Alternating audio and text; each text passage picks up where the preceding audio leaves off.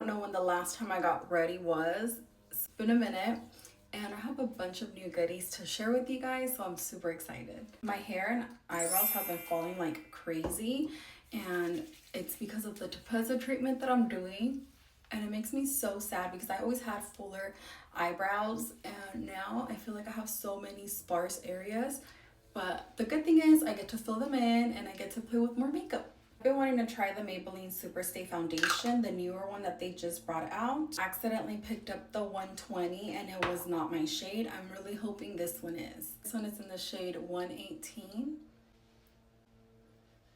This one doesn't look too bad. It looks a little dark for my skin, but I feel like if I went one shade lighter to the 115, it probably wouldn't match. I had to change angles so that you can see me a little bit better. So far, I really like the coverage that it's giving, and it feels really lightweight, which is always a plus. Using the House Labs concealer just a little bit. This concealer is so good and creamy. It is a little bit on the thicker side, but honestly, I love how much coverage it has and how good it makes my under eyes look. Using my NARS concealer in the shade Vanilla to just brighten and highlight, especially since this is a darker foundation and I want to bring a little bit more light to my face. Using the Sephora 47 brush, I am going to just blend out the concealer that is in my T-zone area, and I'm going to leave my under eyes alone. Grabbing my Sephora brush in 71, I'm going to lightly blend out my concealer, bringing it upward to give me that snatched eye look. Whatever concealer you have excess, you're going to want to bring it into the nose. I usually crease right here, so putting the concealer and blending it downward all the way down here is a really good way to make your makeup look seamless. I also like to put the excess on the top of my eyelids. I feel like because of the pigmentation that I have on my eyelids, I really don't need to put on any eyeshadow, but sometimes I do like to add some eyeshadow just to be a little extra. I got my hands on the Huda Beauty Blush Filter Liquid Blush, and this one is in the shade Strawberry Cream. I am so excited. I saw really good reviews on these, and I just had to have it. I got it during the Sephora sale.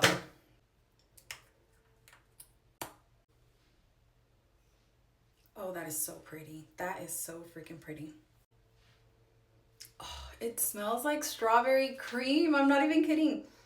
Oh, that smells so good. I hope that's not too much.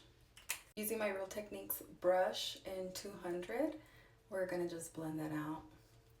I already know how I feel about this powder. Grabbing the Huda Beauty Pound Cake Easy Bake Powder and just baking my face.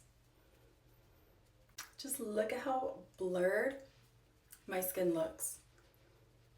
I use this powder every single day. This is one of my favorite powders. I get so many compliments all the time asking what do I have on my skin. It's this, guys. It is this powder.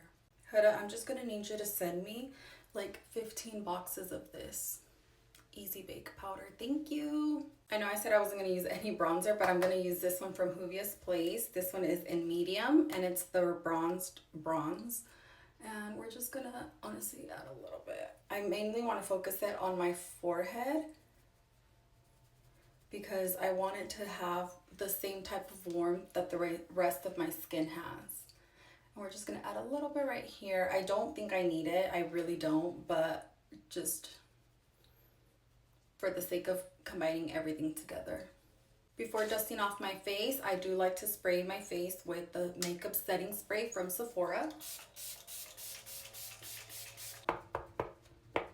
Once the setting spray has completely dried up, I like to dust off the powder with a dense brush by just tapping it in. I'm using the Kosas Nano Brow Pop in the shade Taupe. I'm using the 24-Hour Brow Setter by Benefit Cosmetics to set my eyebrows. Super excited because I also got the Easy Bake setting spray from Huda Beauty, and look at how tiny she is. Jones Road mascara. This is the final look.